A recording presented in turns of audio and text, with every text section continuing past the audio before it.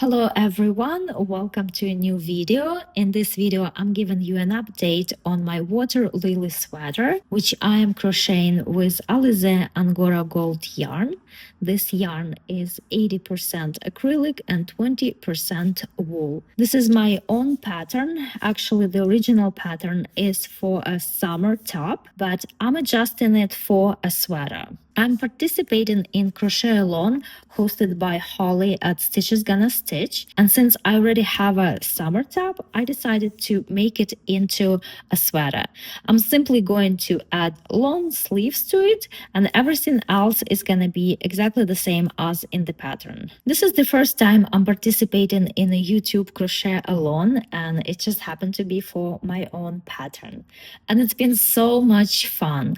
Holly went live on her channel over the past 3 Sundays, and it's been so wonderful to connect and talk with other crocheters. You're very welcome to join even if you're not making this top, because it's just so wonderful to virtually spend an hour together with other crocheters and talk about not just the project, but other crochet related things.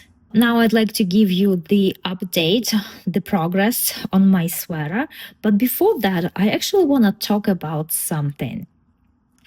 I want to ask if you've experienced something similar to what I've noticed. So the very first step before I started working on the sweater was making a swatch to measure my gauge. And that's what I did. But have you noticed that sometimes when you start working on a garment, you first make a swatch, you measure your gauge, and then you keep everything the same, the yarn, the hook size, your crochet tension. But when you crochet a bigger piece, your gauge might change. Sometimes the changes are very slight, so they don't make any significant difference. But other times, this difference can be quite significant, that the size of your garment changes by a whole size. I think this is what happened in this case with this sweater. I started working it 2 pattern repeats smaller first, and it seemed fine at first. The measurements of the gauge from my swatch made sense, but once I crocheted both panels, I realized that my sweater is gonna be too small for me, so I had to rip everything and start all over. And I think that happens because when you crochet a larger piece, the fabric kind of stretches under its own weight, and that's why the sizing can change. For instance, in my case, I feel like it stretched vertically, which means that it shrank horizontally. However, the opposite could happen too. For example, when I was knitting this sweater, I first made a swatch, I washed it, I blocked it, I made the measurements. But when I knitted the front and the back panels, I realized that they came out wider in size than what my expected measurements predicted. I've never seen anyone talking about it. All the articles, all the tutorials recommend that before starting on a garment, you make a swatch to measure your gauge, and then you make the calculations according to that. But I noticed that to know your true gauge, making a small swatch like this is not enough. You actually need to make a much larger piece. So I was wondering if this is something I'm totally making up, or if it's something that you have noticed in your crochet experience too. So please share in the comments below. I would really like to know. Thank you. Now let me show you the actual progress. So I've made the back panel and the front panel, and I already made the shoulder seams.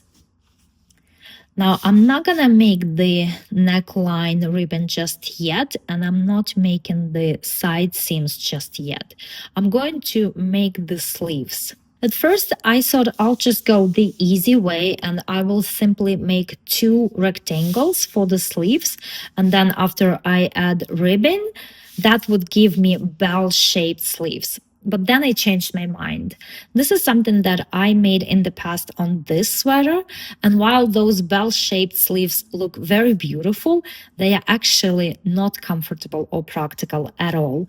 With this sweater, I want to be able to wear it on a regular basis, and I want it to be not only beautiful, but also comfortable and practical.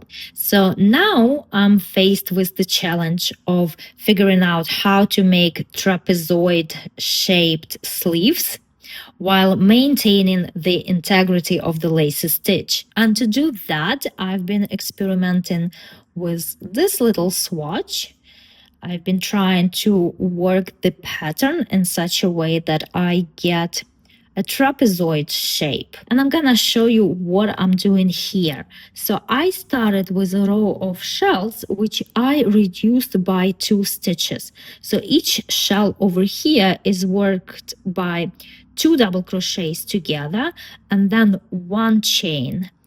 Over here, there are 2 chains in between these clusters. But here I started with a row of shells that only have 1 chain in between the clusters. So each pattern repeat is actually smaller by 2 stitches. Also, when I'm making the rows of chain spaces, over here, they are made of 3 chains, but over here, I started with only 2 chains. And then over here, you can see in this row, over here in between these 2 clusters, I have 2 chains, but over here there is still 1. And again, over here, that's 2 chains, but over here it's still 1.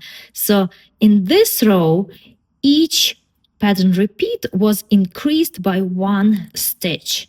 So then I worked a few rows like that, and then I make another row.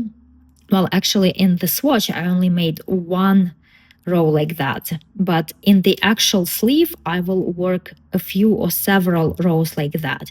And then I will make a row of shells where there are 2 chains in between the clusters. And also the chain loops over here are gonna be made of 3 chains. So eventually, it's gonna bring me to the same pattern as over there.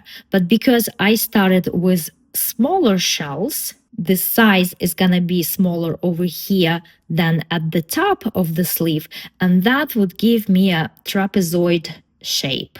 So this is just a swatch that I made, experimenting with that shaping, but over here I started the actual sleeve, and this is how wide it is.